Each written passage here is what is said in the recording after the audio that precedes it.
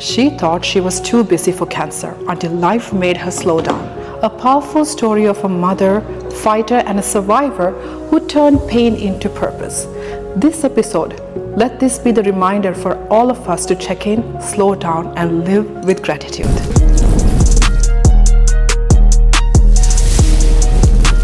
Hey everyone, it's your Stella Realtor Stella, and welcome to the Stella Talk Show, where real stories meet real strategy and real success. Sometimes life's hardest moments break us open, only to rebuild us into who we were really meant to be. Today's guest, Raquel, is a mother, a fighter, and a survivor whose story of strength through stage 3 breast cancer will move you, inspire you, and remind you what really matters in life.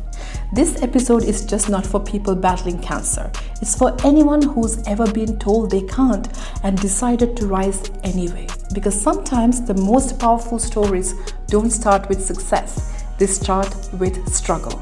And today we are diving deep into the journey of resilience, motherhood, and the reminder that even in the darkest storms, the light within us never fades. Let's dive in. Hi Raquel, welcome to the show. Hi Stella, thank you so much for having me. It's a pleasure to have you. When you told me your story, Raquel, it inspired me to the core that I thought this is something that we definitely need to share, especially in October where the Cancer Awareness Month is.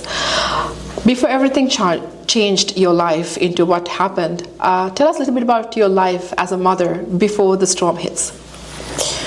The everyday life was running from one activity to the next, taking them to school, preparing lunches, dinners, trying to squeeze in a little bit of exercise for myself, meal preps, extracurricular activities like Kuma and dance. It was just constant go, go, go rush of one thing to the next. Exactly. That's what motherhood is all about, right? When you have your kids, you have 4 beautiful kids, and I know they keep you on your toes. Have you ever felt like that you were on autopilot? All the time. All the time? All the time. Yes. It definitely felt like that. Yeah. Like everything was just blurred. Blurred. I know. It's amazing, to have that family that you really wanted to have, but when things happen, there's a reason for that as well. So tell me, when you had that first feeling of something was not right, when did that happen and how you felt? Roughly, it felt, it's hard to sort of pinpoint because I was suppressing it. So I could feel that my body was sending electric currents, but it was painful. Okay. And I guess in a way at the same time, I sort of felt like I had a hard lump, but I kept saying, I'll get it checked out, I'll get it checked out. And then that was probably around May. And then by June is when I actually made the appointment, went for the appointment, and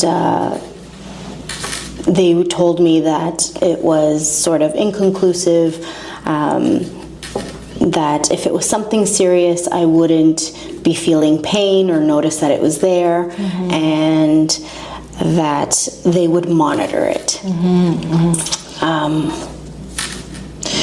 And what was your gut feeling at that time?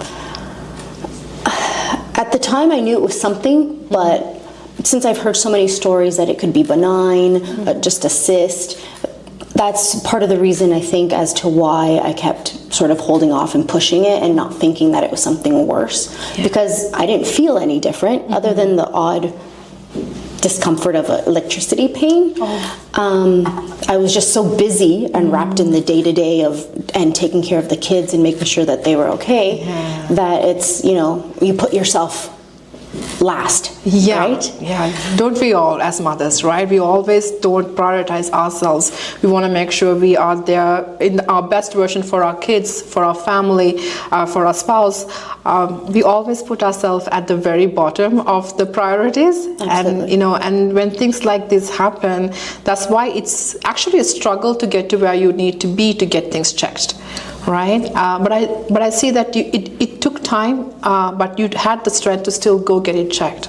So tell me, when you actually got diagnosed and heard those 3 words, it's cancer. How did you feel? How did that happen?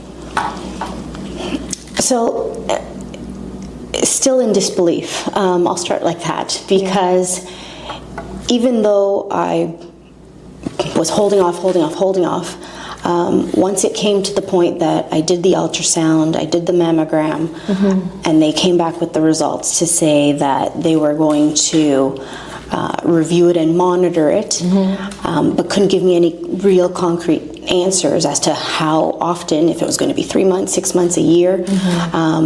I had to keep advocating and saying that I needed some answers. I needed a second opinion, so I was referred to a specialist. The specialist was the surgeon. And when she saw the results compared to what she was feeling, she noticed that there was discrepancies and that obviously something was not right.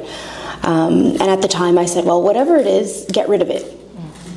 If it's, some sort of surgery or anything, just take it out. And of course, she was like, well, I don't want to just open you up without knowing what it is. Let's do a biopsy and so forth. So I went to go get the results for the biopsy, and again, thinking nothing of it, that it was going to be benign, a cyst, so forth. And so it was a busy, regular day. It was actually the first day of school for the kids in September 9th, 2021, and they were actually waiting outside for me. They dropped me off at the hospital.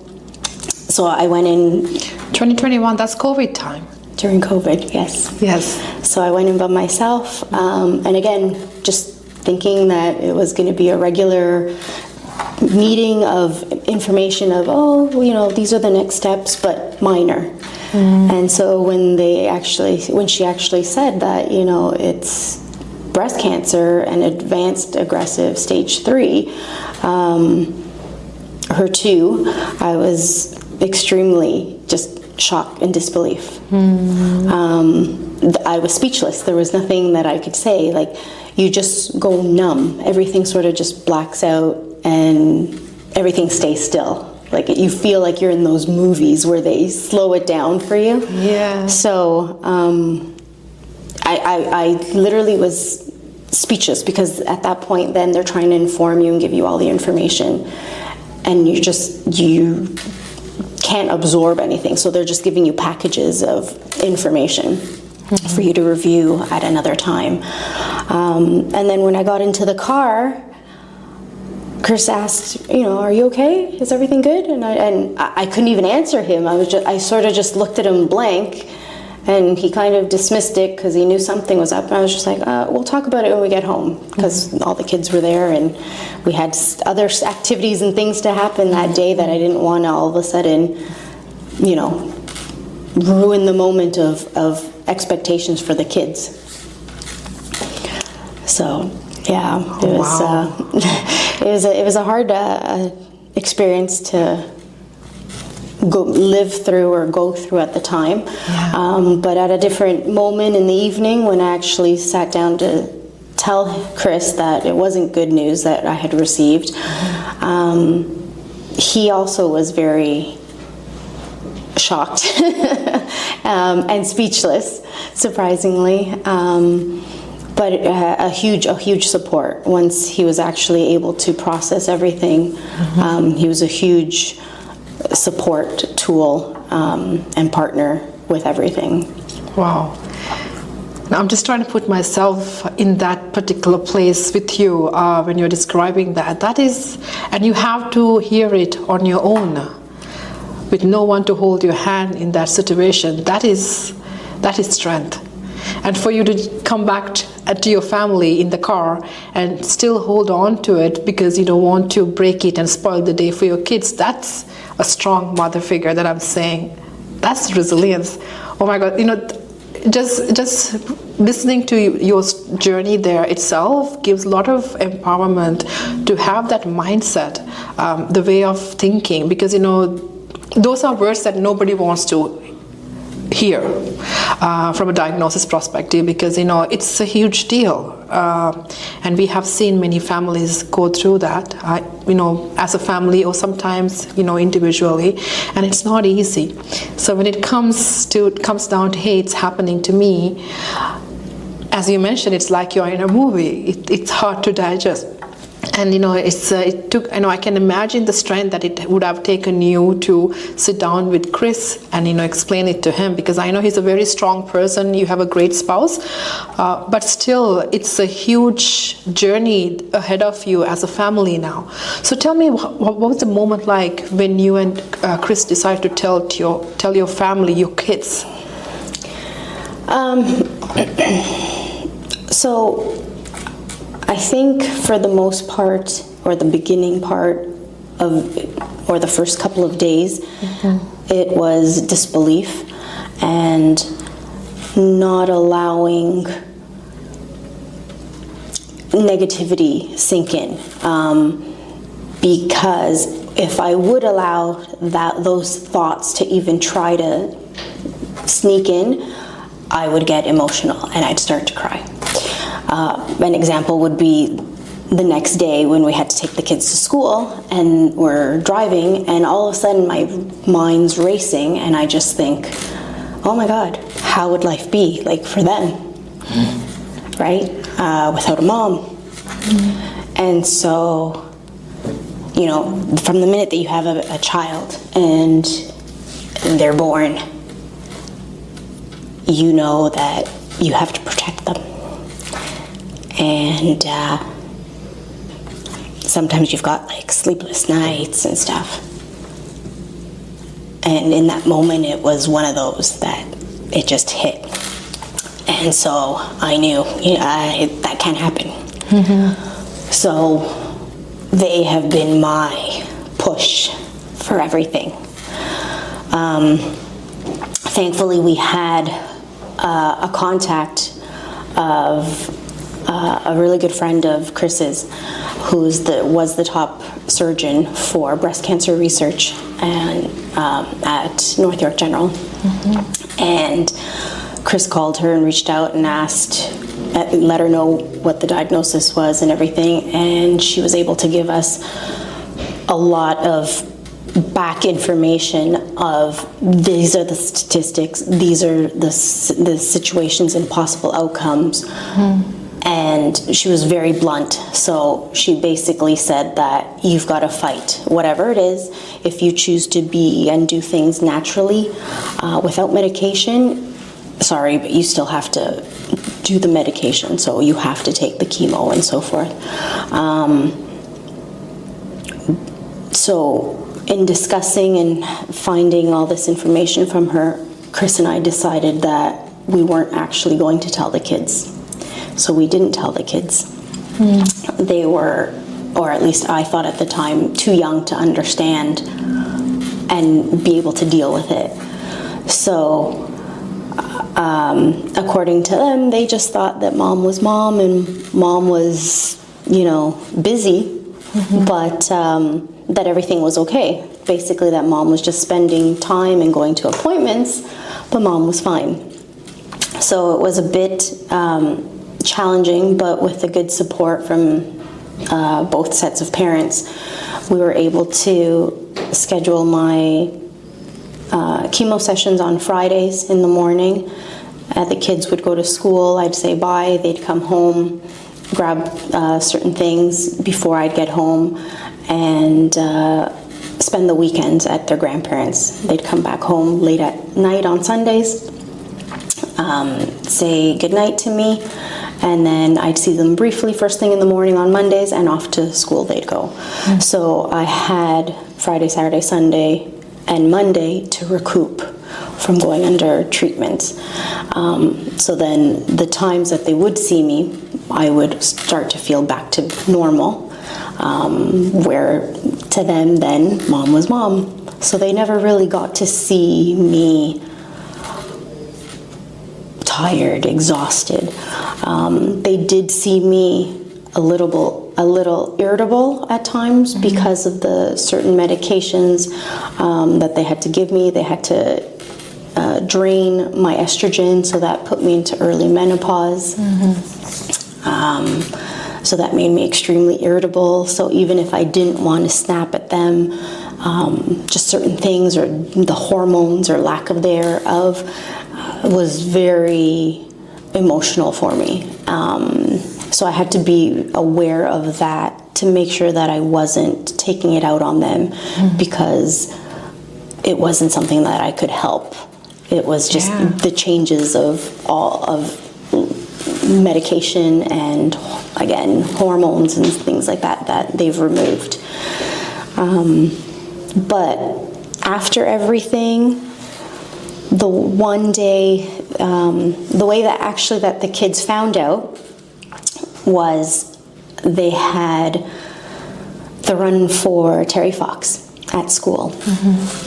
And in a way, while I was diagnosed, we had some other family members that were diagnosed as well, but in other areas of cancer. So there was 4 of us going through some sort of cancer at the time.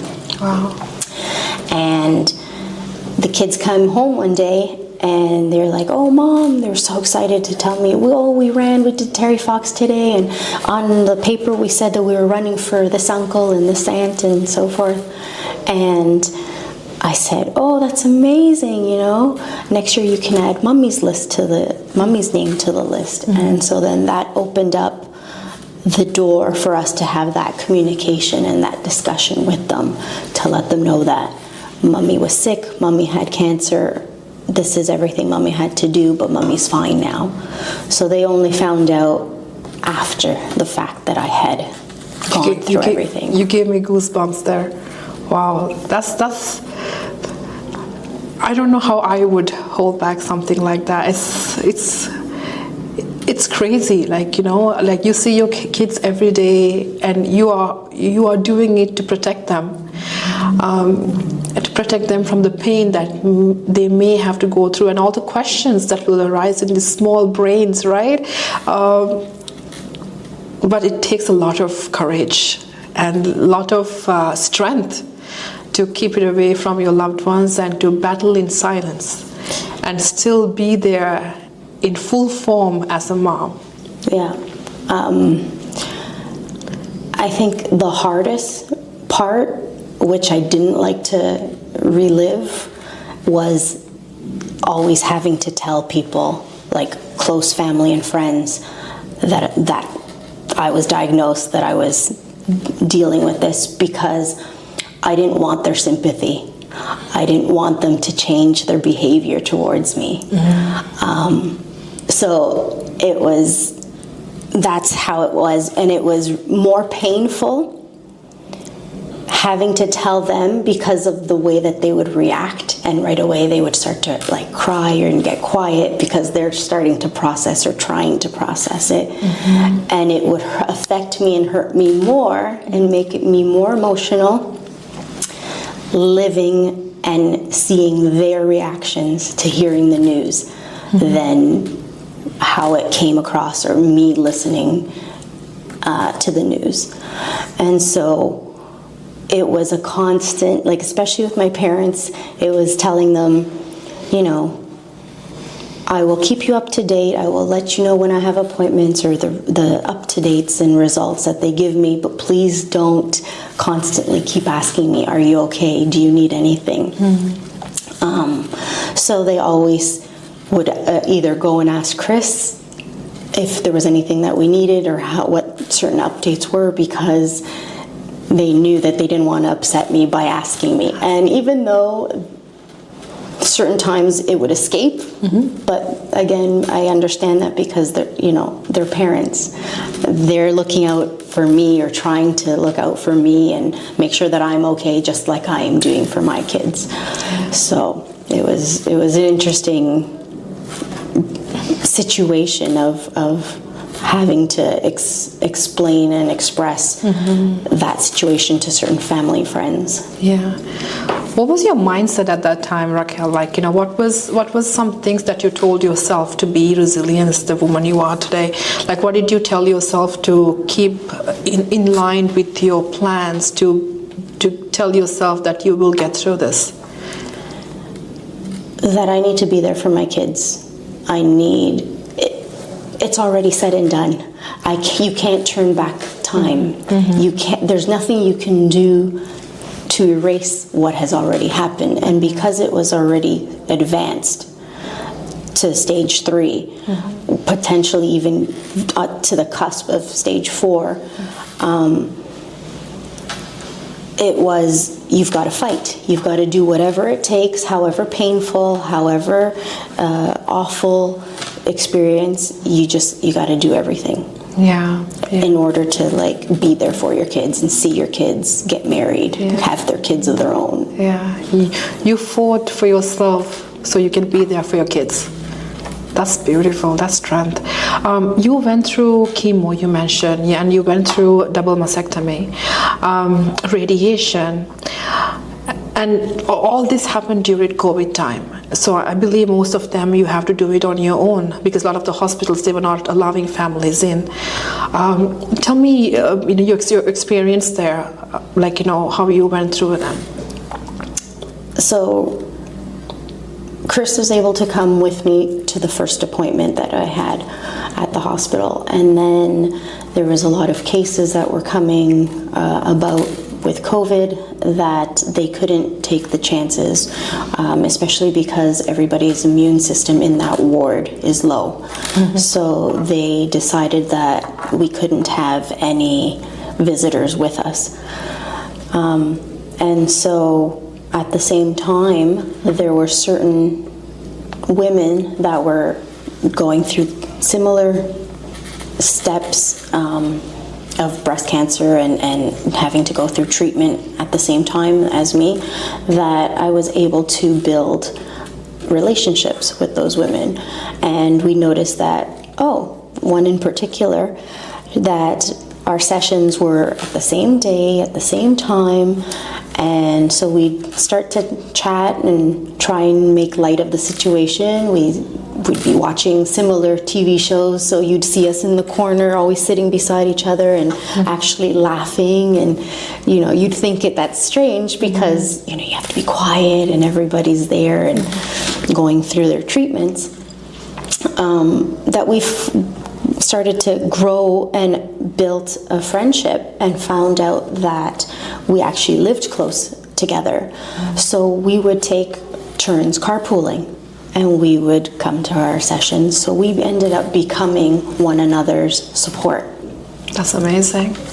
So, a good thing that came out of that was a beautiful relationship and friendship. So we're like breast friends. That's a good term, yeah. Are you still in touch? We are, yes. That's amazing. We actually participate in the CIBC Run for the Cure now, every day, every year. And we're constantly in communication. We get together constantly.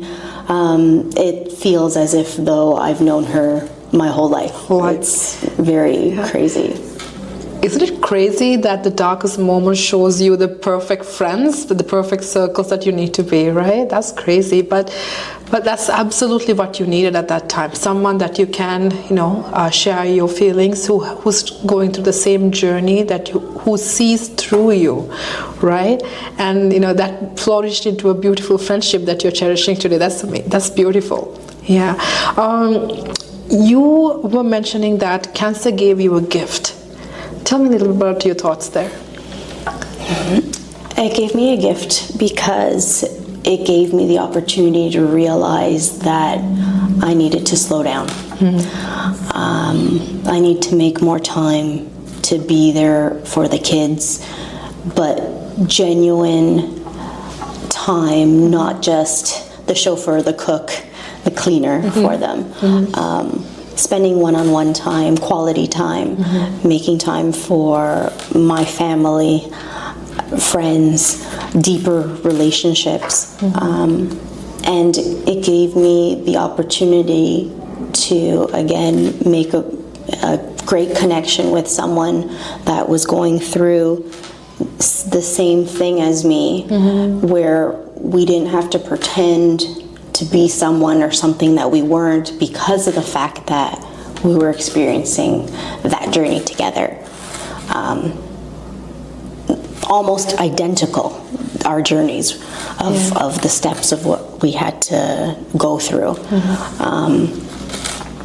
And it gives me the opportunity now to be there as a support for those people that are being affected by breast cancer one way or another, whether they've been diagnosed or their family members are experiencing this, have experienced this, and it gives me the opportunity to be able to share my story and my experience, and that there is light at the end of the tunnel, right? That even in your darkest moments, beautiful things can flourish from them. Yeah, absolutely, absolutely. That's beautiful how you put it together. Has the way that you actually look at time, has that changed after your experience with cancer, and your priorities and your sense of purpose? How does that feel after your experience there? Definitely, we try to make more time with their family, slow down, take vacations to create those memories, those moments more often. My purpose is still to make sure that my children are, properly let go into the societies where they can have strong foundational values, education, and as well, it's there's just so many things that are, you just want to express. So just making sure that, the children are very well prepared to be able to face the world and the challenges ahead of them. And my priorities are my family, slowing down, taking vacations, taking time, not only for myself, but for them. My purpose is to share my experience and awareness of this disease, because another thing is I was young, and I fall under the scope of what was expected for breast cancer, and nowadays it's getting or spreading and starting younger. And so I, being a mom of 3 daughters and even my son, can potentially generate or be hereditary to eventually getting breast cancer at some point in their life. And so now I need to be on top of their health and make sure that they are getting checked earlier now, if for whatever reason they get diagnosed, that we can nip it in the bud earlier rather than later. Yeah. Because the last thing I would want is for them to have to experience what I've had to go through. Yeah, that's absolutely right. And every word that you're saying is it echoes courage in my ears, because that takes a lot of strength to plan it that way, especially when you have experienced the pain yourself and you're going through the journey yourself. You have been, as you mentioned, you've been advocating for cancer ever since. You've been going for the yearly CIBC runs to make awareness. Why do you think that's important, Raquel? Do you think that people need to be more aware of what's happening, the journeys, and how the journeys looks like? Definitely, because again, as I mentioned, it's something that can happen and affect not only female but males. And it is something, cancer in general is starting to affect younger people. So it's always better to check yourself, advocate for yourself, push for what you believe in. If something doesn't feel right, make sure you get it checked out, make sure you get a second opinion. And there are steps, there are ways, and so many changes in this health field that is advancing, and where they're able to find these things so much earlier than what they were able to before. Yeah. No, that's absolutely right. And I wanted to ask you this. This just jumped in my head right now. But, in the past, cancer was like a taboo subject. Like, we don't want to talk about cancer.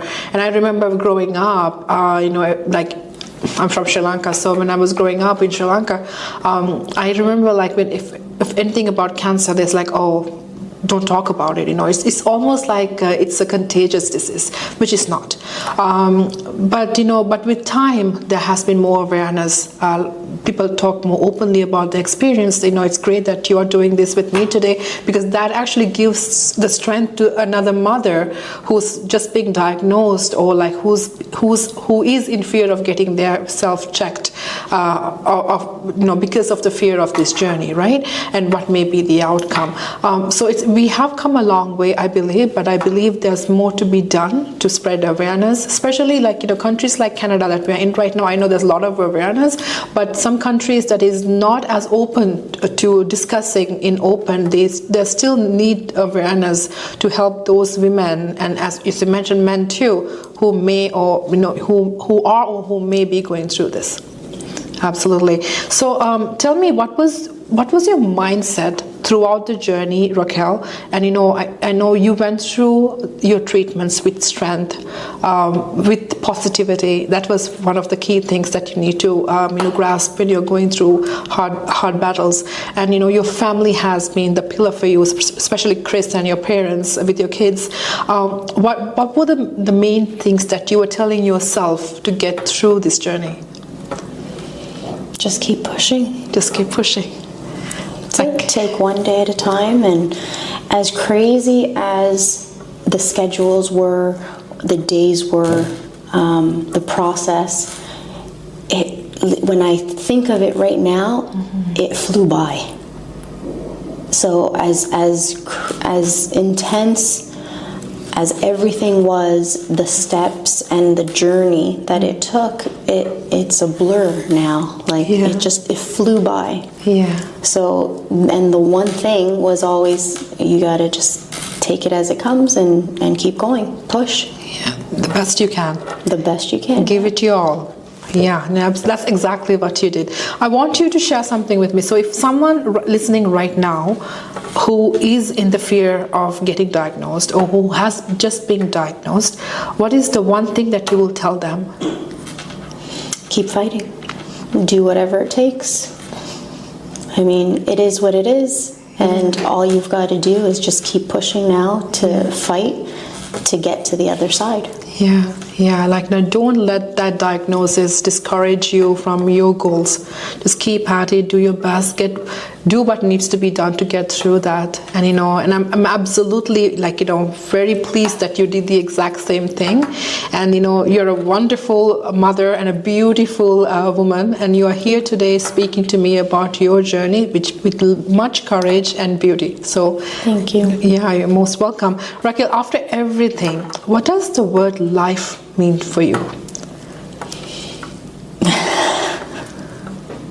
I know it's heavy. It's very heavy. It's just enjoy. Like, you never know what you're going to be dealt, right? I mean, you plan your life and you say, okay, this is how, you're going to raise your kids. And once the kids are done in high school or university, then, and they leave the house, then we can start our life and start to travel. Mm-hmm. But clearly, for myself, there was other plans that took place where if it wasn't for having strength to fight and want to live and want to enjoy a beautiful life,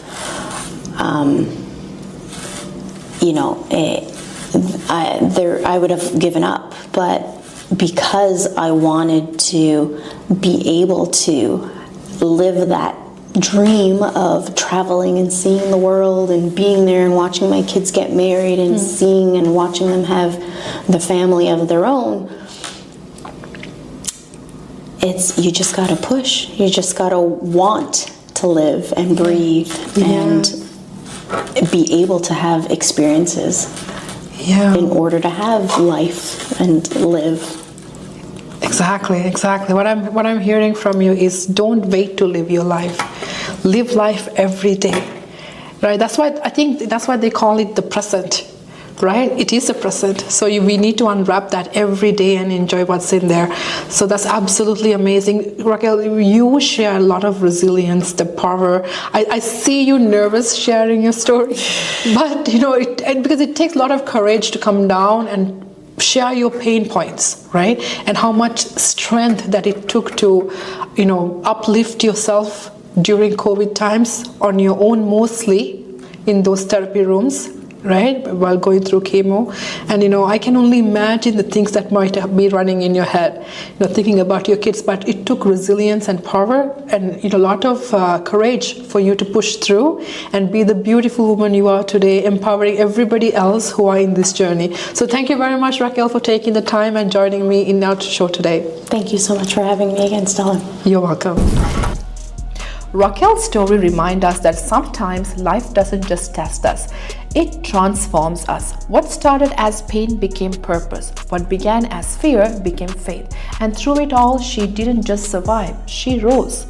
To every woman, every mother, and every warrior listening right now, this is your reminder. You are not defined by what happens to you, but by how you rise from it. Your scars are not your weakness. They are your proof that you fought, that you endured, and that you won. So take a deep breath, hold your head high, and remember, even the darkest nights end with sunrise. Raquel chose to turn her pain into power, her journey into purpose, and her fight into fuel for others. And that's exactly what the Stella Talk Show is all about. Real stories, real strategy, and real success. If this episode moved you, don't keep it to yourself. Share it with someone who needs the hope today. Subscribe so you never miss another story that changes lives. And always remember, your light still shines even after the storm. I'm your Stella Realtor Stella, and until next time, stay strong, stay grateful, and stay stellar. Thank you for spending your time with us on the Stella Talk Show. We hope you found value in today's episode and gained insights to help elevate your lifestyle. If you enjoyed the discussion, please like, subscribe, and share it with anyone who could benefit. It means the world to us. Until our next episode, stay inspired, and I'll see you soon on our next Stellar Talk Show.